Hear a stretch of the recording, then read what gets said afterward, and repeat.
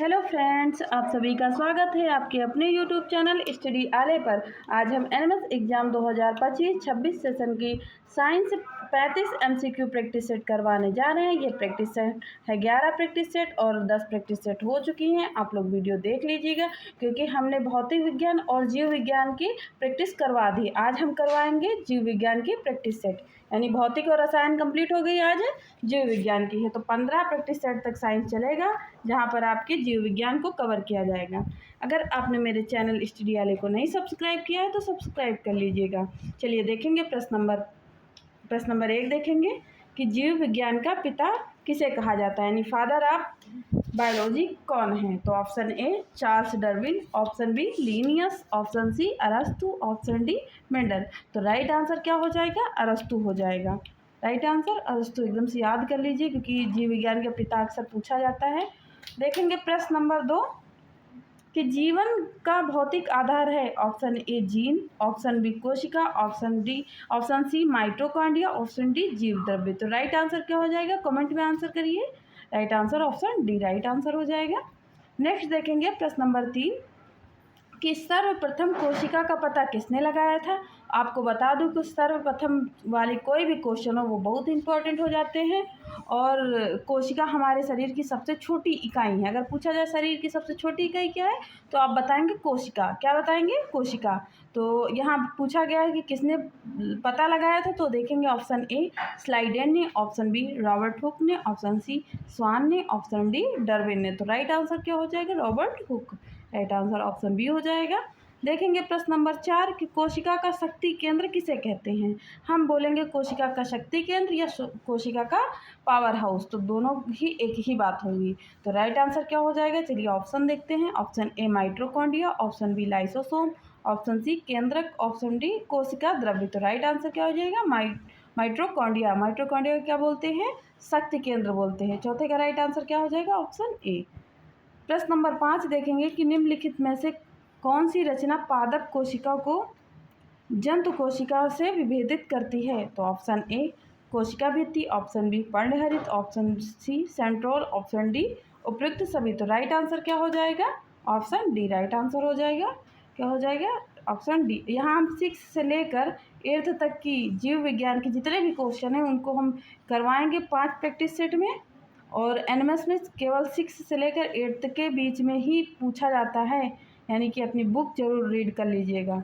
और आगे देखेंगे प्रश्न नंबर 6 निम्न में से किस कोशिकांग को आत्महत्या की थैली कहा जाता है। जैसे कि मैंने अभी बताया शक्ति का केंद्र, वैसे ही आत्महत्या की थैली किसे कहा जाएगा। तो option A ribosome, option B lysosome, option C रिक्तिका, ऑप्शन डी सेंट्रोसोम। तो राइट आंसर क्या हो जाएगा? छठे का राइट आंसर भी ए हो जाएगा। राइबोसोम क्या है? आत्महत्या की थैली कहा जाता है। डीएनए द्विगुणित कुंडली का पता किसने लगाया था। तो डीएनए के बारे में सभी लोग जानते हैं कि एक बाल भी अगर किसी का मिल जाता है तो पता चल जाता है ये किसका है। वो चीज़ें हम डीएनए से पता लगा सकते हैं। तो ऑप्शन ए वाटसन एवं क्रिक ने, ऑप्शन बी स्लाइडेन एवं स्वान ने, ऑप्शन सी रॉबर्ट हुक ने, ऑप्शन डी ग्रेगर मेंडल ने। तो राइट आंसर क्या हो जाएगा? 7वें का ए हो जाएगा, वाटसन एवं क्रिक ने। देखेंगे प्रश्न नंबर 8वीं प्रश्न नंबर डीएनए से संबंधित है कि डीएनए का प्रमुख कार्य क्या है। प्रोटीन संश्लेषण, कोशिकीय शोषण, कोशिकीय परिवहन, आनुवंशिक क्रियाओं का संचालन। तो राइट आंसर क्या हो जाएगा? 8वें का राइट आंसर डी हो जाएगा क्योंकि आनुवंशिक क्रियाओं का संचालन करना। राइट आंसर क्या हो जाएगा? Option D. फिर आ गया आरएनए यानी कि डीएनए कैसे बनता है। आप ऐसे ऐसे करिए, उसके बाद ऐसे ऐसे करके देखिए ये क्या है डीएनए। और अगर डीएनए को हम आधा कर देंगे तो क्या बन जाएगा? ये डीएनए हो गया। ये क्या हो गया? डीएनए। और आरएनए ऐसे ऐसे बनना होता है, यानी कि डीएनए को आधे से काट देंगे तो आरएनए बन जाएगा। तो आरएनए पाया जाता है कहाँ पर पाया जाता है? आरएनए कहाँ पाया जाता है? ऑप्शन ए कोशिका भित्ति में, ऑप्शन बी माइटोकॉन्ड्रिया में, ऑप्शन सी कोशिका द्रव्य में, ऑप्शन डी राइबोसोम में। तो 9वें का राइट आंसर सी यानी कोशिका द्रव्य में क्या पाया जाता है? तो आरएनए पाया जाता है। क्वेश्चन नंबर 10 देखेंगे। प्रश्न 10 क्या है कि आनुवंशिकी का पिता किसे कहा जाता है। ऑप्शन ए लैमार्क। अगर पूछा जाए कि आनुवंशिकी की खोज किसने की थी तो भी राइट आंसर वही हो जाएगा जो आनुवंशिकी का पिता होगा। तो ऑप्शन बी क्या है? Darwin, option C Mendel Mendel option D अरस्तु। तो राइट आंसर क्या हो जाएगा 10वें का राइट सी हो जाएगा। क्या हो जाएगा सी हो जाएगा। नेक्स्ट देखेंगे कि मनुष्य में गुणसूत्रों की संख्या कुल कितनी है। अब यहाँ कुल संख्या के बारे में पूछ लिया गया है ना, तो कितनी बताया जाएगा 46, 47, 56 या 57। तो राइट आंसर क्या हो जाएगा ऑप्शन ए। अगर पूछेंगे मनुष्य में गुणसूत्रों की कुल जोड़ी पूछा जाएगा, अगर जोड़ी पूछा जाएगा तो कितने बताओगे 23। अगर कुल संख्या पूछी गई तो कितने बताओगे 46, है ना। तो 46 का आधा कितना होता है 23। तो एक जोड़ी में तो 2 आते हैं ना, इसीलिए अगर जोड़ी पूछा जाएगा तो 23 जोड़ी, और अगर संख्या पूछी जाए तो 46 गुणसूत्र पाए जाते हैं। देखेंगे कि 12 नंबर प्रश्न के निम्न में से मनुष्यों में होने वाली आनुवंशिक रोग कौन सा है। ऑप्शन ए वर्णांधता का, ऑप्शन बी हीमोफीलिया का, ऑप्शन सी टर्नर सिंड्रोम का, ऑप्शन डी उपयुक्त सभी। तो 12 का राइट आंसर क्या हो जाएगा, चलिए कमेंट में आंसर बताइए। राइट आंसर हो जाएगा ऑप्शन डी हो जाएगा, यानी ये तीनों ही आनुवंशिक के रोग हैं। प्रश्न नंबर 13 देखेंगे कि लड़कों में गुणसूत्र होगा, यानी कि अगर लड़का हो रहा है तो उसमें कौन से गुणसूत्र पाया जाएगा। अब ये क्लास 8th की बायोलॉजी से क्वेश्चन आया है आपका। तो अगर लड़की होगी तो फिर क्या होगा, और लड़का होगा तो ऑप्शन ए एक्स गुणसूत्र होता है, बी ट्रिपल एक्स गुणसूत्र हो, या एक्स वाई गुणसूत्र हो, ऑप्शन डी वाई गुणसूत्र हो। तो 13 का राइट आंसर क्या हो जाएगा, 13 का राइट आंसर ऑप्शन सी, यानी कि एक्स वाई हो। अगर एक्स एक्स हो जाता है तो क्या होगा लड़की, अगर एक्स वाई होता है तो क्या होगा लड़का। तो ये बात आपको याद रखनी है। नेक्स्ट देखेंगे अगर आप लोग अभी 8th क्लास में गए हैं तो आगे चलकर ये पढ़ेंगे, क्योंकि ये सिलेबस के लास्ट चैप्टर, मतलब लास्ट क्या 17 से 18 चैप्टर के बीच में आएगा। देखेंगे प्रश्न नंबर 14 कि हीमोफीलिया रोग से ग्रस्त व्यक्ति में क्या होता है। ऑप्शन ए आयरन की कमी हो जाती है, ऑप्शन बी रक्त का बहना बंद नहीं होता, ऑप्शन सी रक्त का बनता ही नहीं है, मतलब रक्त बनता ही नहीं है, ऑप्शन डी रक्त में श्वेत रक्त कण मृत हो जाते हैं। तो 14 का राइट आंसर क्या हो जाएगा बी, रक्त का बहना बंद नहीं होता है हीमोफीलिया रोग के कारण। 15 नंबर प्रश्न देखेंगे कि जीन के बारे में निम्न में से कौन सा कथन सत्य है। तो फ्रेंड्स अगर वीडियो पसंद आ रही हो तो लाइक करते चलिए, और सभी क्वेश्चन के आंसर भी बताते चलिए, और चैनल पे अगर नए हो तो सब्सक्राइब कर लीजिए जिससे नोटिफिकेशन आपके पास आ जाए। चलिए ऑप्शन देखेंगे, यह एक डीएनए की एक क्रियात्मक इकाई है, ऑप्शन बी यह आनुवंशिकी की इकाई है, ऑप्शन सी यह गुणसूत्र पर उपस्थित रहता है, ऑप्शन डी उपयुक्त सभी। तो 15 का राइट आंसर क्या हो जाएगा डी हो जाएगा, यानी उपयुक्त सभी, ये तीनों बातें ही एकदम सही है। देखेंगे प्रश्न नंबर 14 कि प्रश्न नंबर 16 देखेंगे कि जीन का सर्वप्रथम कृत्रिम संश्लेषण किसने किया। Option A Jagdish Chandra Bose, option B Watson, option D Hargobind Khorana, option D Robert Brown. तो 16 का राइट आंसर क्या हो जाएगा सी हो जाएगा, हरगोविंद खुराना ने किया है। 17 नंबर प्रश्न देखेंगे कि प्राकृतिक चयन के सिद्धांत का प्रतिपादक कौन था। Option A Charles Darwin, option B Lamarck, option C अरस्तु, ऑप्शन डी हरगोविंद खुराना। तो 17 का राइट आंसर क्या हो जाएगा ए हो जाएगा, डार्विन ने किया। किसने किया है डार्विन ने। नेक्स्ट देखेंगे 18 नंबर प्रश्न के आनुवंशिकी संबंधित प्रयोग के लिए मेंडल ने किस पौधे का चुनाव किया था।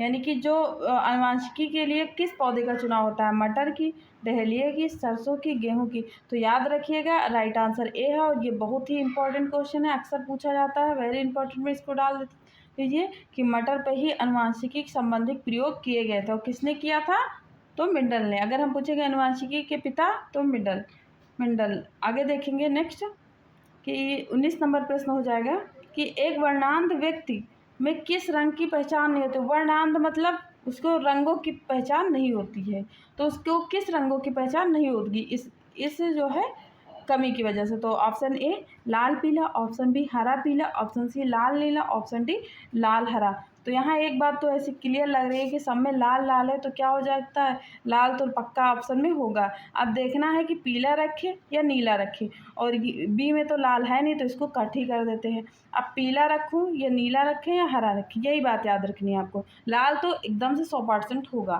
तो राइट आंसर क्या है ऑप्शन डी है, यानी लाल के साथ में हरा रखा जाएगा।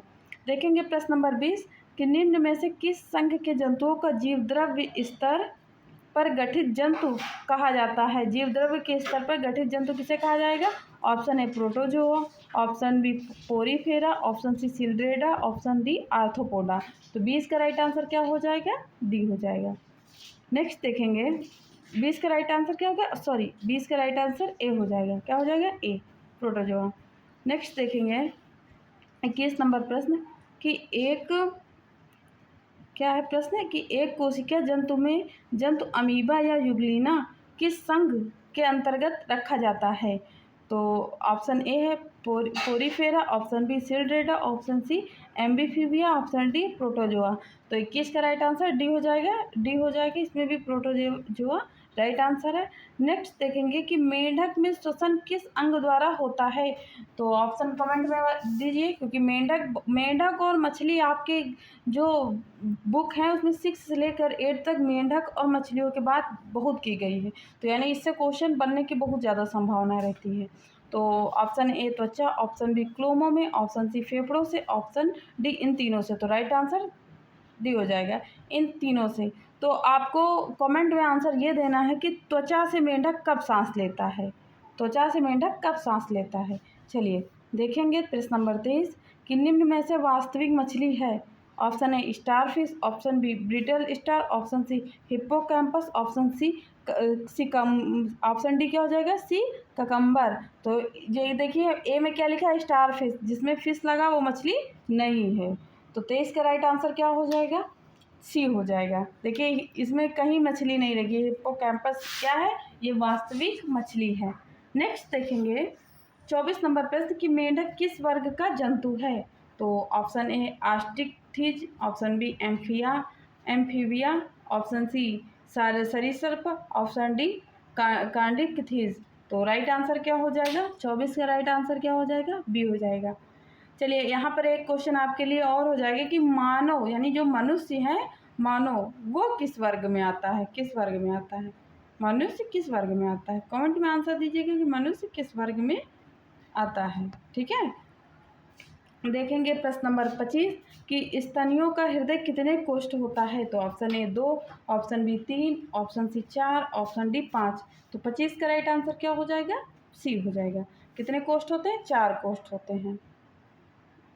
और अगर भाग की बात पूछी जाए कितने भाग होते हैं? तो 2 भाग होते हैं, दायां और बायां। देखेंगे 26 नंबर प्रश्न कि स्तनधारी वर्ग में रक्त का सबसे अधिक तापमान किस जंतु में पाया जाता है? ऑप्शन ए भैंस, ऑप्शन बी बकरी, ऑप्शन सी मनुष्य, ऑप्शन डी यहाँ ब्लू व्हेल होने चाहिए। कौन सी? ये हेल नहीं है, ब्लू व्हेल है। तो यहाँ समझ जाइए आप लोग क्या है ब्लू व्हेल। खैर राइट आंसर क्या हो जाएगा? बकरी। राइट आंसर क्या हो जाएगा? Option B. नेक्स्ट देखेंगे मछली। अच्छा यहाँ मैंने गर्म खून की बात तो बता दी कि किसका खून का तापमान अधिक होता है। आप लोग कमेंट करिएगा कि किसका जो है खून ठंडा होता है। ठीक है, किस जीव का खून ठंडा होता है।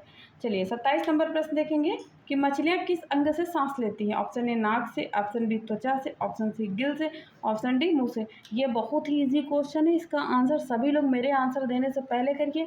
चलिए करिए आंसर। क्या हो जाएगा राइट आंसर? गिल। गिल को हम क्या कहते हैं? गलफड़े, क्लोम और गिल तीनों नाम ही भी पूछे जाते हैं और हिंदी में लिख दिया जाएगा। ठीक है, तो देखेंगे 28 नंबर प्रश्न कि सबसे बड़ा स्तनधारी है? ऑप्शन ए हाथी, option B dolphin, option C मनुष्य, ऑप्शन डी ब्लू व्हेल। तो राइट आंसर क्या हो जाएगा 28 का? 28 का राइट आंसर डी हो जाएगा। ब्लू व्हेल क्या है? सबसे बड़ा स्तनधारी है। और जहाँ सबसे बड़ा, सर्वप्रथम, सबसे छोटा, ये ऐसी चीज़ें आ गई तो क्या है? इम्पॉर्टेंट हो जाता है। 29 नंबर प्रश्न कि विश्व का सबसे छोटा पक्षी। देखिए यहाँ मैं सबसे छोटा, जहाँ सबसे लगा हो और छोटा या बड़ा भी लगा हो तो क्वेश्चन इंपॉर्टेंट है। तो ऑप्शन ए है emu, option B kiwi, option C hummingbird, option D गौरैया। तो राइट आंसर क्या हो जाएगा? Humming bird. हमिंग बर्ड क्या है? सबसे छोटी से हम क्या कहते हैं? गुंजन पक्षी भी कहते हैं। 30 नंबर प्रश्न है कि कशेरुक जंतु के शरीर का सर्वाधिक कठोर भाग होता है? Option A enamel, option B दांत, ऑप्शन सी जांघ की हड्डी, ऑप्शन डी कलाई की हड्डी। तो राइट आंसर क्या हो जाएगा? इनेमल। अच्छा ये बताइए कि इनेमल कहाँ पाया जाता है? इनेमल शरीर में कहाँ पाया जाता है? देखेंगे प्रश्न नंबर 31 कि व्हेल में श्वसन किस अंग द्वारा होता है। जैसे मछलियाँ गलफड़े द्वारा लेती है, तो व्हेल भी तो मछली जैसी दिखती है ना, बड़ी सी, तो वो कहाँ से सांस लेती है। ऑप्शन ए गिल से, ऑप्शन बी त्वचा से, ऑप्शन सी फेफड़े से, ऑप्शन डी मुंह से। तो चलिए राइट आंसर बताइए। 31 का राइट आंसर क्या हो जाएगा, सी हो जाएगा। किससे लेती है, और फेफड़े से लेती है। 32 नंबर प्रश्न देखेंगे कि आधुनिक मानव जंतुओं के किस वर्ग में रखा गया है। जो आधुनिक मानव है उसे जंतुओं के किस वर्ग में रखा गया है। ऑप्शन ए सिटीविमा, option B carnivora, option C primates, option D insectivora. तो राइट आंसर क्या हो जाएगा 32 का, सी हो जाएगा, प्राइमेट्स हो जाएगा। देखेंगे प्रश्न नंबर 33 कि ऊतकों के अध्ययन को कहा किससे संबंधित है। यानी कि ऊतकों के अध्ययन जाता है संबंध। अरे ये थोड़ा प्रश्न आगे पीछे टाइप हो गया है। इसका मतलब है कि ऊतकों का जो अध्ययन है वो ऊतकों विज्ञान कहा जाता है। यहाँ पूछा गया कि ऊतकों का अध्ययन किससे संबंधित है। ये क्वेश्चन गलत हो गया है। ऑप्शन देखिए, और जो मैं बोल रही हूँ ऊतकों का अध्ययन किससे संबंधित है, विज्ञान के किस शाखा से संबंधित है ऊतकों का अध्ययन। तो देखिए ये ऐसे ऊतकों का अध्ययन कैसे संबंधित है, रीजनिंग में क्वेश्चन यहाँ से बनते हैं। तो option A cytology, option B morphology, option C histology, option D anatomy. तो मेरा प्रश्न सुनिए, ये गलत टाइप हो गया है। मेरा प्रश्न है कि ऊतकों का अध्ययन किससे संबंधित है। तो राइट आंसर क्या हो जाएगा 33 का, सी हो जाएगा, हिस्टोलॉजी। और साइटो से क्या होता है, यहाँ साइटोलॉजी से किसका मतलब है, कोशिका अध्ययन। अगर हम कोशिका का अध्ययन कर रहे हैं तो उसे क्या कहेंगे, साइटोलॉजी, है ना। कोशिका को क्या कहते हैं, सेल कहते हैं। क्या कहते हैं, सेल कहते हैं। नेक्स्ट देखेंगे 34 नंबर प्रश्न कि पुनरुत्थान की क्षमता किस प्रकार के ऊतकों में सर्वाधिक होती है। तो ऑप्शन ए संयोजी, ऑप्शन बी पेशीय, ऑप्शन सी तंत्रिकीय, ऑप्शन डी उपकला। तो 34 का राइट आंसर क्या हो जाएगा, ए हो जाएगा, संयोजी। क्या हो जाएगा, ए हो जाएगा। देखेंगे प्रश्न नंबर 25 जो कि होगा ग्रीन बोर्ड पे। हमने 34 प्रश्न के उत्तर आपको सभी को बताए हैं, और जितने भी क्वेश्चन मैंने पूछा है सबका कमेंट में आंसर करिएगा। और ये है 35 नंबर ग्रीन बोर्ड का क्वेश्चन जो आपके लिए है। प्रश्न है कि कोशिकाओं के समूह को कहा जाता है। ऑप्शन ऊतक, ऑप्शन बी अंग, ऑप्शन सी अंगतंत्र, ऑप्शन डी उपयुक्त में से कोई नहीं। तो सभी का आंसर 35 का आना चाहिए। और फ्रेंड्स मेरी वीडियो कैसी लगी है, वीडियो को लाइक करिएगा, चैनल को सब्सक्राइब करना नहीं भूलिए, और कमेंट करके ज़रूर बताइए आंसर को कि आपको वीडियो कैसी लगी है। और क्वेश्चन का आंसर भी दीजिए, अपने फ्रेंड में शेयर करना भी नहीं भूलिए। Thanks for watching, thank you.